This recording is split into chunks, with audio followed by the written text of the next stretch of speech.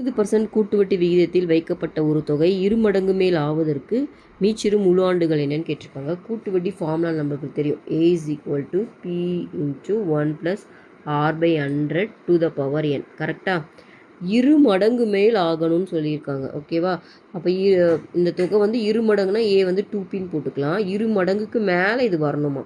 இப்போ P 1 plus R கொடுத்துருக்காங்க. எவ்வளோ? 20%. 20/100 டு த பவர் என். இந்த மாதிரி இரு மடங்குக்கு மேலே வரத்துக்கு என்னோட வேல்யூ என்னென்னு உங்களை ஃபைன் பண்ண சொல்லியிருக்காங்க. ஸோ இந்த பி அந்த பியும் கேன்சல் பண்ணிடலாம். அப்போது 2 into less than or equal to இது எல்சி எடுத்துட்டிங்கன்னா 120 divided by 100 to the power N. ஓகேவா? அப்போது இது என்ன ஆகிடும்? இது 0 0 கேன்சல் ஆகிரும். அப்போது இது 2 less than 1.2 to the power என்னன்னு இருக்குது.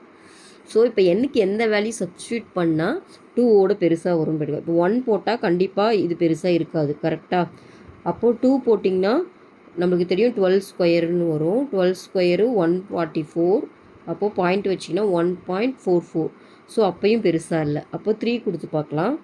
1.2 த ஹோல் பவர் க்யூப். இதே வந்து 12ஆல் மல்டிப்ளை பண்ணிங்கன்னா 1.728ன்னு வரும். அப்பயுமே இது 2ஓட பெருசாக இல்லை.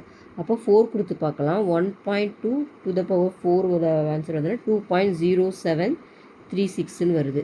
ஸோ இப்போ தான் இது 2ஓட பெருசாகுது.